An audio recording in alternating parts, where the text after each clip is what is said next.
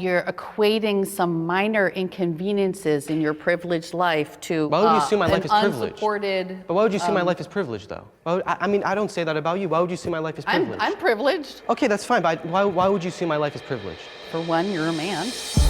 Hey, listen, I've been seeing this one go all over the timeline. Apparently that woman that you just saw is about to cook this young man. Conservative teens, liberal parents, which is actually the reverse of what most people think, but let's get into it. Step forward if you agree with the prompt. The government has no right to tell people what to do with their body.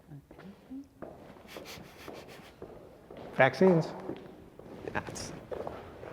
That's crazy that they had to remind them.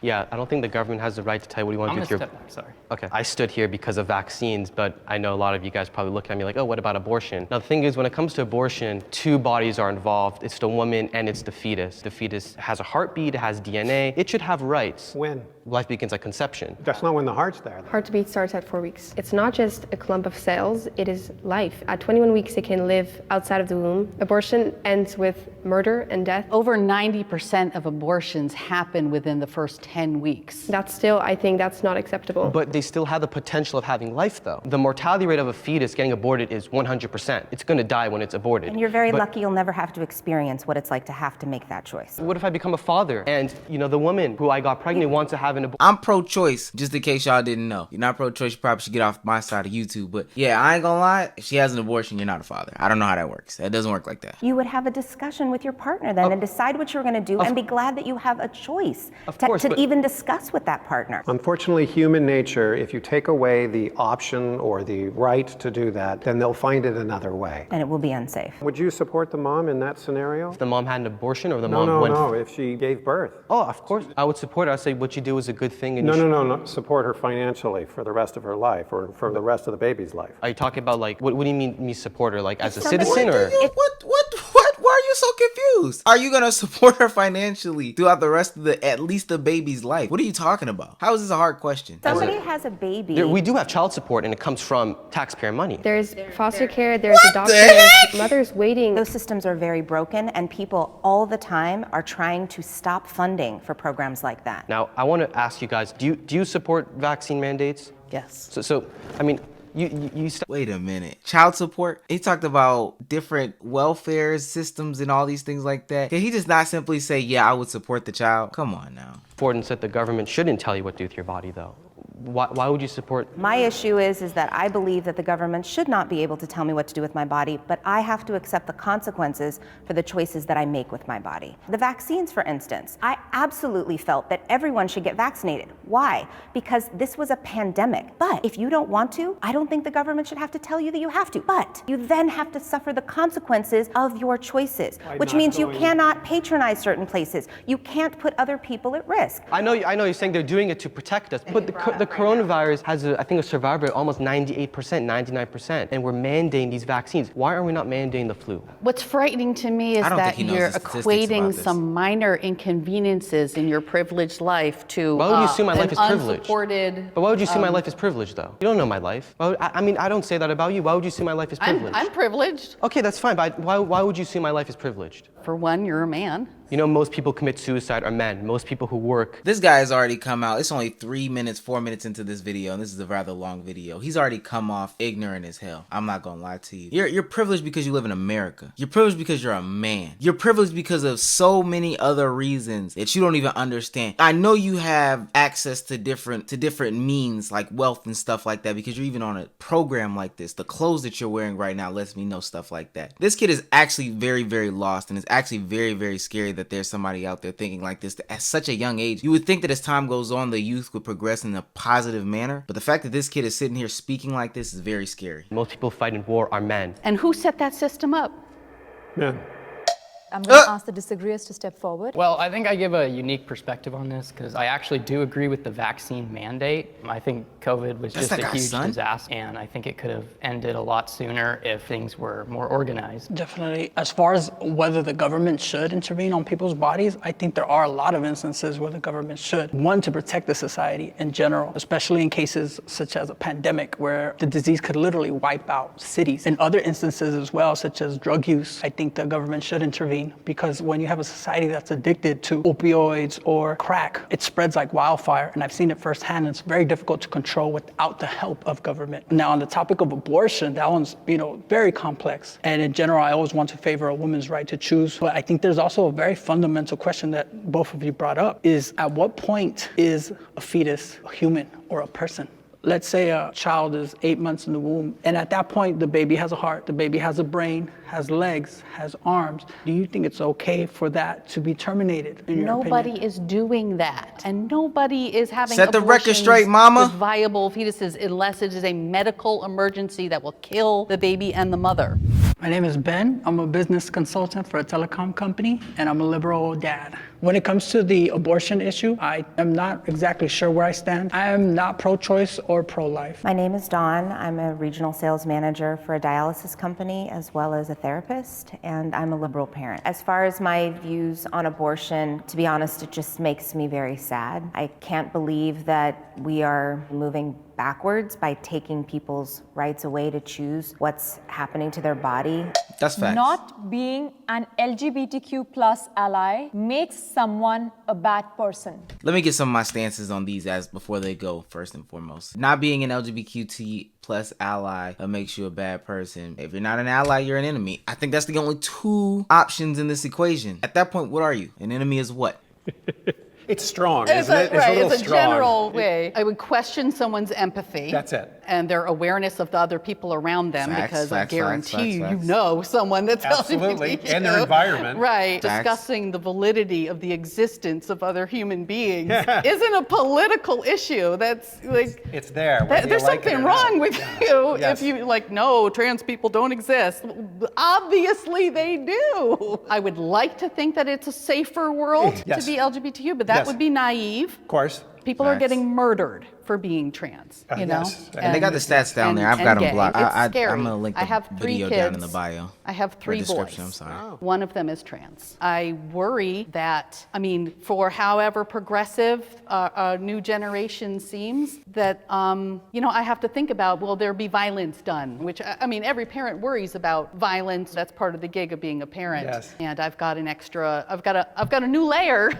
My child is in a wonderfully privileged situation where they have a lot of support. Okay. It's crazy when you do think that, okay, the world is much more progressive than what it is. And then you run across, people who are non-progressive, especially those that are younger. It's actually very scary. And I see what she's talking about. That is strange. I know that there's more safer spaces for this woman's son than ever before, but it's just strange running across these teens right here that just are still conservative, still thinking like the 1950s. Hi, I'm Cindy. I am a stay-at-home mom, and I am a liberal parent. One of my children came out as trans 2 years ago. Mine and my husband's response was, that's great. Would you like to go by these pronouns? And would you like to pick out a name? Let's make sure that we talk to a gender specialist so we know what options there are, and we'll just take Facts. this one step at a time. We'll move forward with the best information possible. W mom, that's your child. Can they No disagree matter or what's step going forward? on. No cap. I like that right there. I Here can we go. provide a unique perspective on this because I'm actually bisexual. So I think He's had a unique perspective this whole time. not huh? being an It's crazy. ally,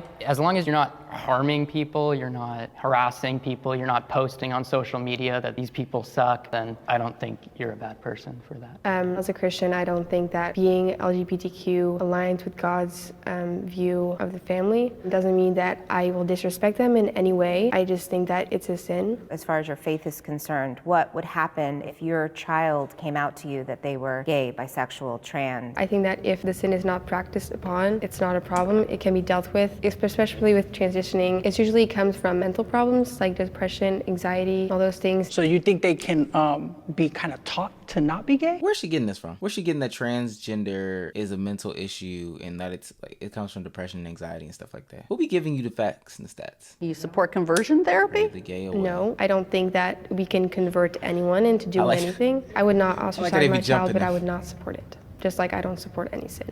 So I think that if you want to be transgender, you could be transgender. We live in, a free nation. But if you're asking for my opinion, I believe that men and women are completely different. We have different chromosomes, different bone structure. If you are a transgender woman, I still view you as a man. You could express yourself as a woman, that's fine. But I don't believe that society should automatically say that, okay, you're a woman. Let's say, for instance, there's a 18-year-old biological man, but says that they are a woman now. They still have male genitalia. They could walk into a woman's locker room and show off their male genitalia. This doesn't happen. And you know what's crazy about stuff like this? These people be so concerned about the hypothetical and the what ifs and the dream scenarios that they fail to acknowledge the real world situations in which like people are attacking children, people are attacking women in real life. They fail to ignore those, but let's just dream and think of this hyperbolic situation in which things don't happen like that. They just don't happen. I don't think that's okay.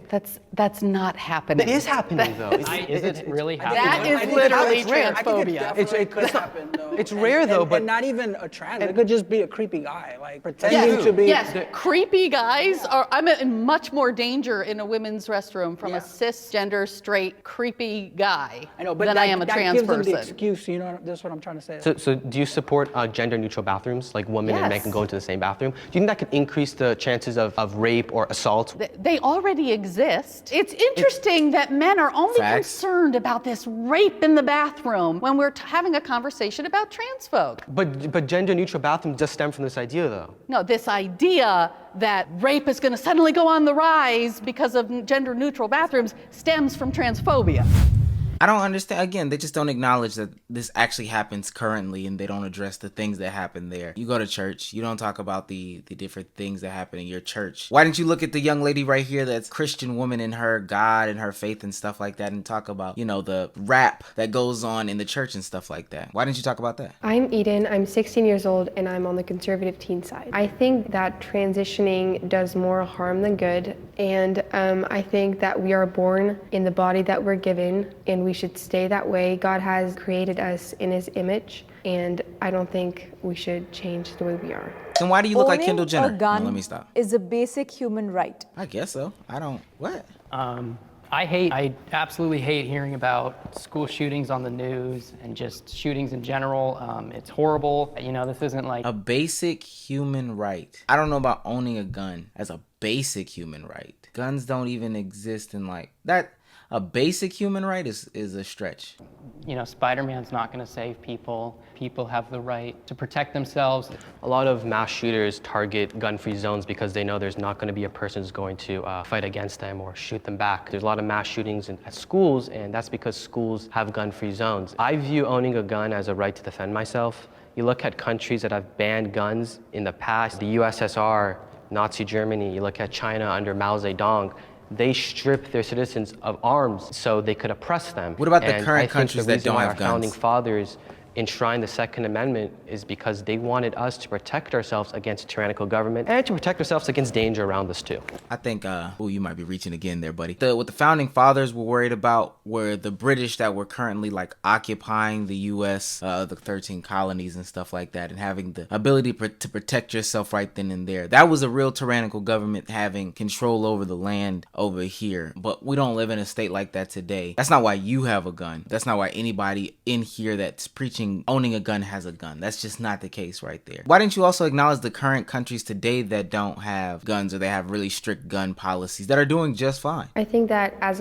from a woman's perspective, if as a woman you get into a dangerous situation, for example with a man, having a gun and knowing how to use a gun is the only way that will protect me. Having my tiny little pepper spray won't help me forever. I think definitely if you take away guns, the bad guys will always get their guns one way or another. I live in Los Angeles, and LA has strict gun control laws. This is my perspective of it. I think LA has become a more dangerous city, and I feel very unsafe walking down the street. What are you talking about? Not armed. Crime is on the rise in America, and I think one of the ways to stop crime is by owning a gun. I think that's statistically not even true. I think crime is not the lowest it's ever been, but it's lower than like a lot of times in American history. What is he talking about? This control in place to who buys guns. You couldn't just be able to go to a store and buy a gun. There should be regulations into who buys guns. And I actually debated whether or not I was going to sit down because I do believe people have the right to bear arms. I do. My issue is what kind of arms they're bearing. I believe people should get to go hunt, but do you need a semi-automatic rifle to do that?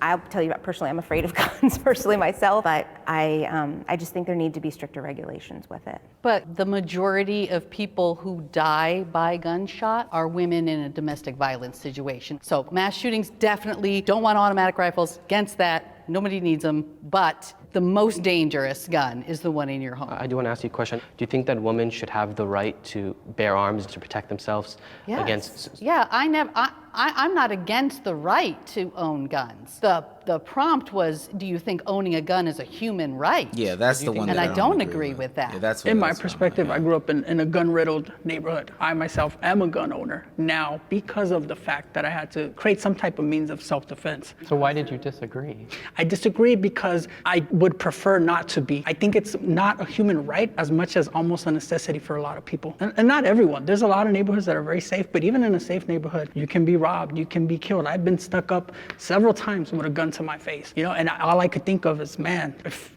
I die, it's gonna be because I didn't have a weapon to help protect me. Do you think that we should take away all guns from the entire world? Yes, if there was like a magnet, like Magneto from X-Men, and he just suck up all the guns, I think that would be such a better place.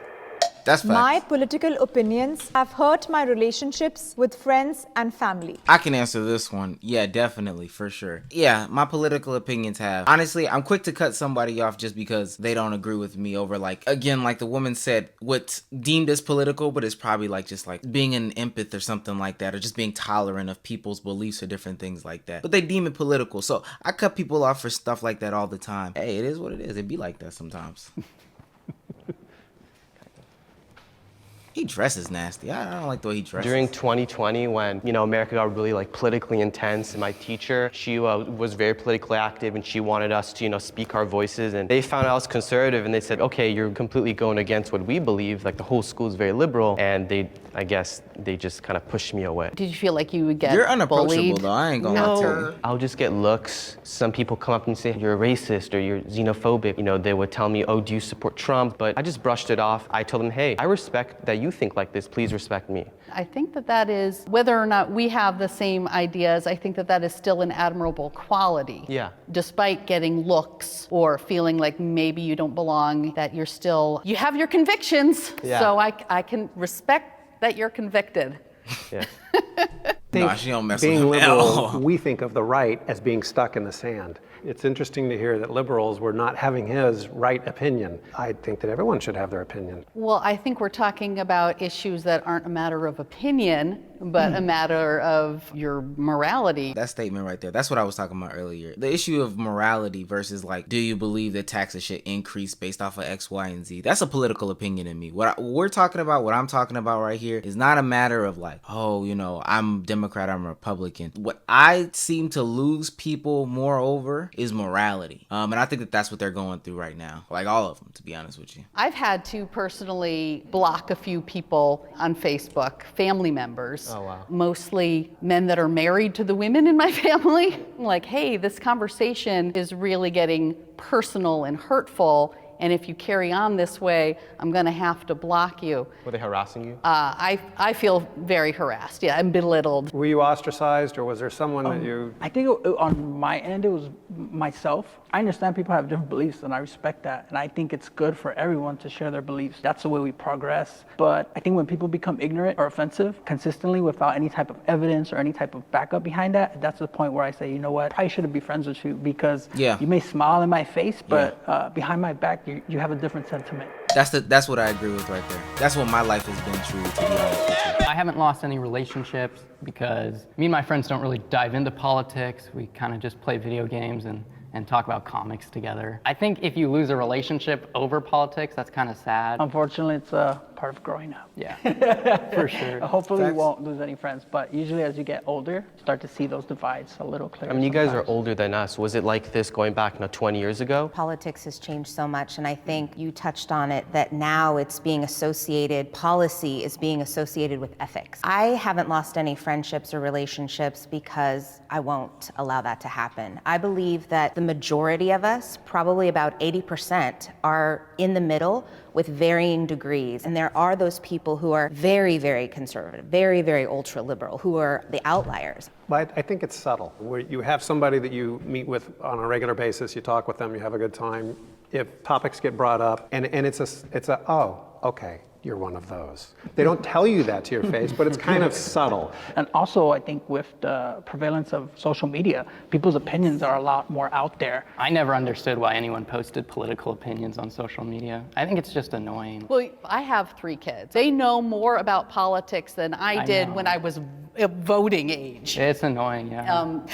I think it's very encouraging because they're going to be more informed when they are of voting age. I mean, yeah, it makes life more divisive. I mean, there's more arguments and stuff. Now, this is a fact right here. And I've always wanted to ask somebody a little bit older, like what the situation was when they were younger, but it's good to hear that they're saying it right here. I don't know, maybe it's the introduction of the internet, more people seeing other sides of like the country and stuff like that and how other people's views are. But back in like the 70s, 80s, 90s, 50s, 60s or whatever, you didn't know if you lived on the East Coast, Southeast or whatever, you didn't know what anybody in the Northwest was doing or believing or whatever. But nowadays we are so connected, it's almost to a detriment because I don't need to know what's going on over there, but they just gave me one more thing to disagree with. And I think that that's the thing that like kills us in today's society. The ethics versus policy is like killing people as well. I shouldn't have to care about, I don't know, the tax situation over in Topeka, Kansas when I live in Atlanta, Georgia. It's strange. Relationships ending because politics is such a big part of life. It's real though. Hi, my name is Scott. I am a liberal parent. I have many children. I have 4. My oldest daughter is extremely left-wing. My 2 middle daughters are roughly right in the middle there. And then Chase is conservative. My name is Chase. I'm 19 years old and I'm on the conservative teen side. My dad's Scott. We talk about politics, mostly gun rights and the government in the economy. We disagree, but we like hearing each other's side. The feminist movement is overrated. First of all, I would slap my son. No, I'm playing. Well, probably. The feminist movement is overrated. I don't even understand. Like, this is the thing about these Jubilee questions. They're very, very, very vague. I guess so. I don't know. We'd have to have a conversation about like the feminist movement in relation to like black people and stuff like that. But I guess so. Oh, yes. The reason I sat down is because feminism as we know it in social media and the marches is generally run by white women, and we don't have a lot of intersectionality. That's a W. Margaret Sanger. Yeah, yes. and Susan B. Anthony. Susan B. Anthony, you know, total racist. The women that headed up the suffragette movement, they were not inclusive. Yes, Of course, yes. And they wanted rights for white women. Sure. And that thread has followed us to be very exclusionary to black women, disabled women, women of color, indigenous women. I don't think that feminism in America is based off racism. The reason why there's more white feminists is because there's a higher white population in America. So generally there's going to be more white feminists because of that. I think that definitely in the beginning of feminism, feminists wanted votes for women, that women would be allowed to work, would be allowed to go to universities and such. I definitely agree with that, but I think that feminism has gone too far into saying my body, my choice, and saying that women are not at all equal, saying that women are being suppressed by white men and such things. God, these folks be missing the mark. I don't even understand how he could say that about like white feminism and just the total numbers. Statistically, I guess that makes sense. There's a larger number of white women than there are other women. But literally, you told her about Susan B. Anthony. Like, you reminded her that Susan B. Anthony was the white racist suffragette, knowing that she was like a leader in the white feminist movements of yesteryear that have bridged all the way into this day and age. Yeah, they were racist though. They were like, you know, documented racist. How could you say that white feminism isn't racist? I don't know. Maybe I'm making a bad connection. No, we got a long way to go. There's just not enough done. In America or just in the world in general? Well, America, for sure. The world in general is a heck of a lot worse than America. Yeah, I agree with you. I think that women should be able to do everything that men can, but we also have to protect ourselves. So if you want to be a stay-at-home mom and do one of the hardest jobs on the planet, you absolutely should be able to do that. Don't put your hand on her. But you should also discuss with your partner and put in things into place so that you're protected if you choose to do that. Some women aren't doing that, like life insurance and things like that. I think part of feminism is being able to take care of yourself. Capitalism is failing our society. Hey, the answer to this one is yes. In order for capitalism to succeed, somebody has to fail. Somebody has to die. Somebody has to get stepped on, manipulated, extorted, all that. Y'all might not like me after this video. I ain't gonna lie.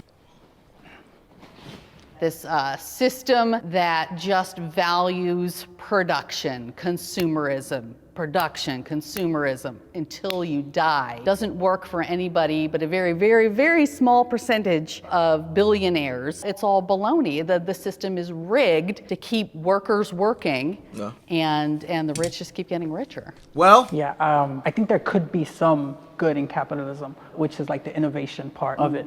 But in general, capitalism definitely sucks from the poor. There's a lot of industries that definitely shouldn't have any capitalism involved at all. The medical field, it's unjust that certain people get better care than other people just because they're more financially well off. Who are they to determine the value of life? The healthcare system creates such profit, and that profit is created off the misery of others, of the illness of others, including the prison system, where you have jails that are privately owned, because at that point, what you have is a hotel, and you want to fill up the hotel. Why would there be a business that profits off of crime? I've never It doesn't thought make about any using that sense. If analogy. you put profit ahead of people are going to suffer, obviously. now how much you want to bet they're gonna attack this whole argument by asking like, what's the solution? What's the fix? What's the other thing outside of capitalism that we should be doing? Nobody said that. Why don't you attack the point that capitalism is failing our society? I want to see if they do that. You said like only the billionaires succeed in capitalism, and I gotta disagree with that because I'm the CEO of my own company. A couple months ago, I started a jewelry company, and I'm not a Come on, bro. Come on, bro. Listen, I hope your company gets as much success, jewelry selling and all that stuff like that. Please don't tell me you're about to do what I think you're about to do. A couple months ago, I started a jewelry company, and I'm not a billionaire, but it's been relatively successful enough to I can make rent and go through college a bit. So I think there's people like me who own a small business who capitalism really benefits. If capitalism isn't the solution, then what is the solution?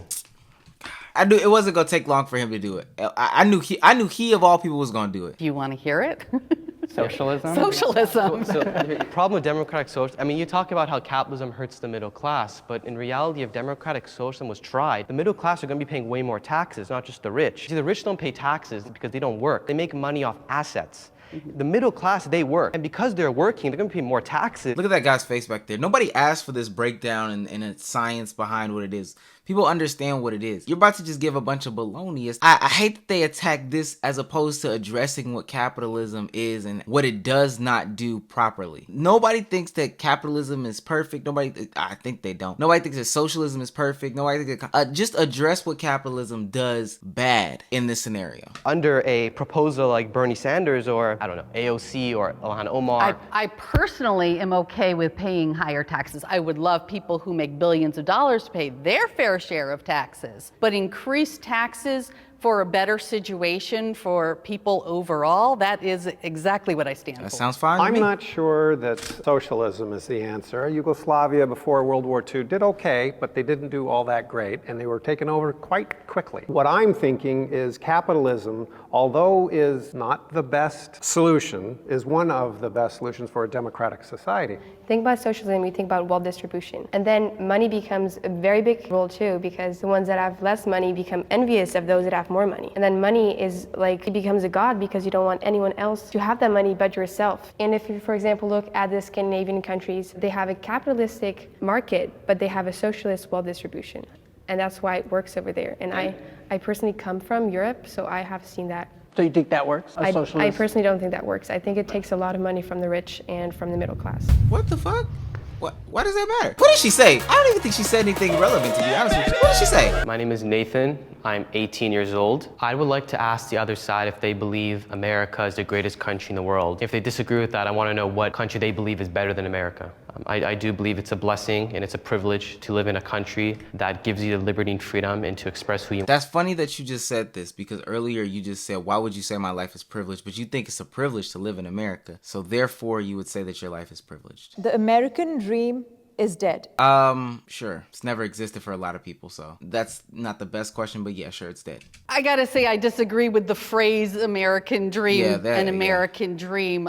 For who? You know, the Native Americans we slaughtered, the enslaved people? I mean, this romantic idea that there's this dream is just basically marketing for capitalism. You know, it's very well-funded propaganda, and has it inspired good acts and good people to do good things? Of course, because ultimately, in a large sense, humanity is good.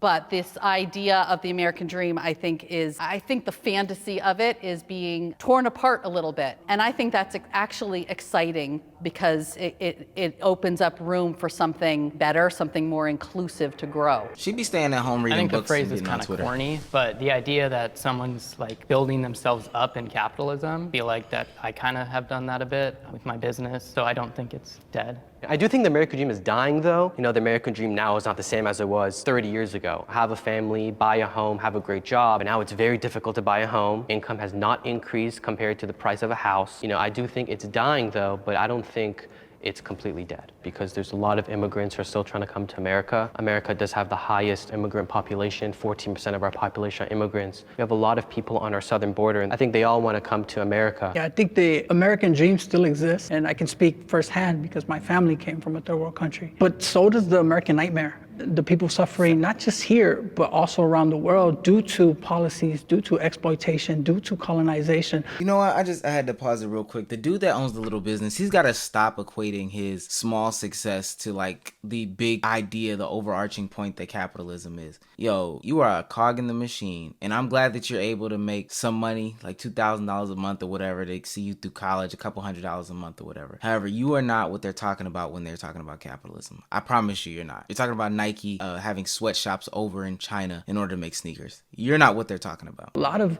issues that are directly at hand to America. So there's a lot of blood on the United States' hand. And a lot of people don't want to leave their home country, but the situations that have been created there are forcing people to leave. Like my mother would have loved to stay in Mexico, but unfortunately due to poverty, which had a lot to do with NAFTA and what happened in 1994, directly caused by the United States, issues that created this migration.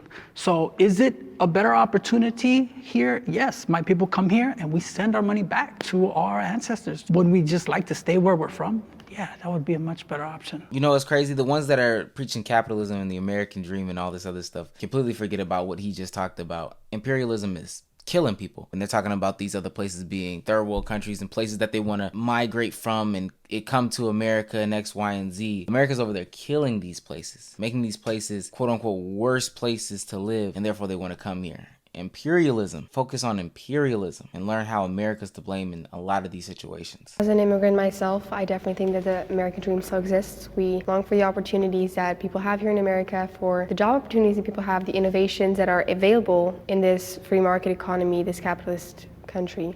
So the American dream is in the eye of the beholder. If you're an immigrant or if you live here, it's different. It's going to be different. I don't like the idea of the American dream, but I am a person who's still going to always believe in hope. If you work hard and you take advantage of opportunities, you can make a difference in your life. I mean, you're an example of it. I'm so amazed by you. I think it's awesome what you're doing at such a young age. I am very, very impressed with you three. My hope for you is that you stay open-minded. Yeah, they got a lot of learning to do, though. Great. Simple as that. You know, I could be wrong.